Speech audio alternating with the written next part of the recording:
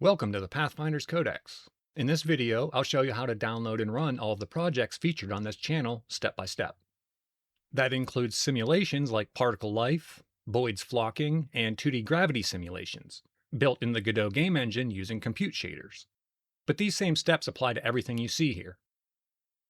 All of the projects are open source on GitHub so you can explore and experiment with them yourself.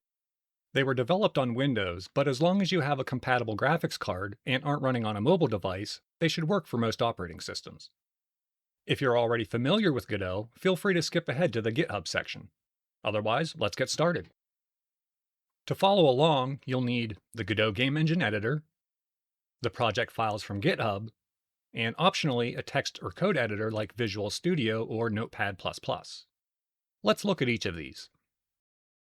If you're new to Godot, the first thing you'll need is the Godot game engine. Godot is the free platform that all of these projects run on.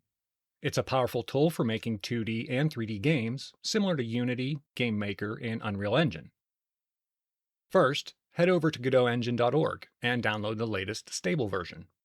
Most projects will work with the latest release, but some of the older projects require specific versions. If that's the case, it'll clearly be noted on the project page. You can also download older versions from the Godot archives. You can find all of the older versions here. For example, here's the old 4.0 release.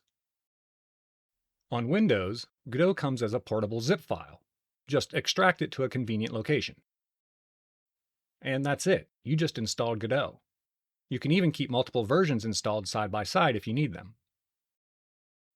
Next, before we open Godot, let's grab one of the projects from GitHub. There are several ways to do this, like using Git command line or even using GitHub Desktop to clone the repositories. But for now, we'll take the easy route and just download the entire project as a zip file. So let's try the Particle Life Compute Shader project. We'll head over to the GitHub page. On the main page, you'll see a list of projects along with their recommended Godot versions. We'll scroll down and open the Particle Life Compute Shader project. You can look at all the code from here. But what we really want to do is download the entire project as a single zip file. So click on the green code button and choose Download Zip. When the file is ready, we'll extract the project to a folder somewhere that's easy to remember. It's a good idea to keep all of your Godot projects in a single parent folder, but any folder should work. Okay, now that we have the project code, let's import it into Godot. First, find the folder where you installed Godot and click on the executable to start the project manager.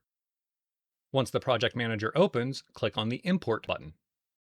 Now we need to tell Godot where we installed the project files, so point it to the project folder that you unzipped earlier, and click the Select Current Folder button, or Import and Edit depending on the version you're using.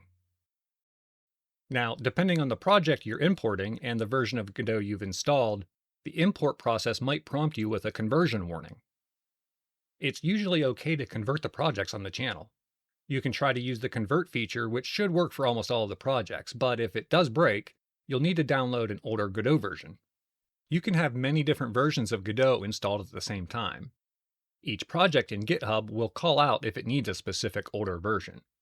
For example, the 2D platformer tutorial requires Godot 4.0 because it uses an old tile map feature that's no longer available. That's the recommended version to try if you run into problems.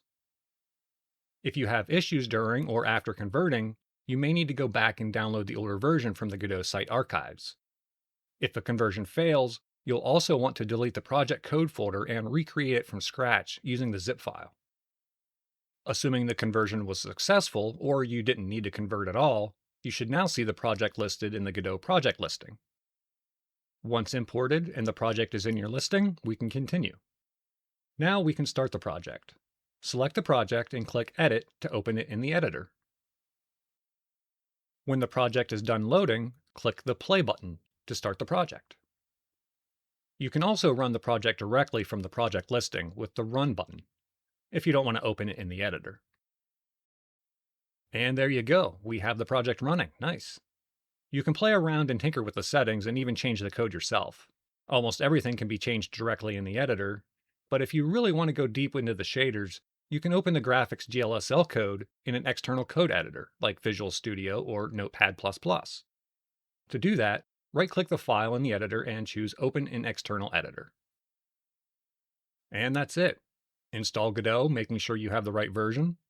Download and extract the projects from GitHub. Import the projects in Godot. If you run into version issues, just grab the recommended version listed on the project page. Then you can finally run and edit the code to your heart's content. I hope this helps expose more people to Godot and fun particle simulations and game development in general. If you have questions or ideas for future videos, feel free to leave a comment. Thanks for watching the Pathfinders Codex, and never stop trying new things.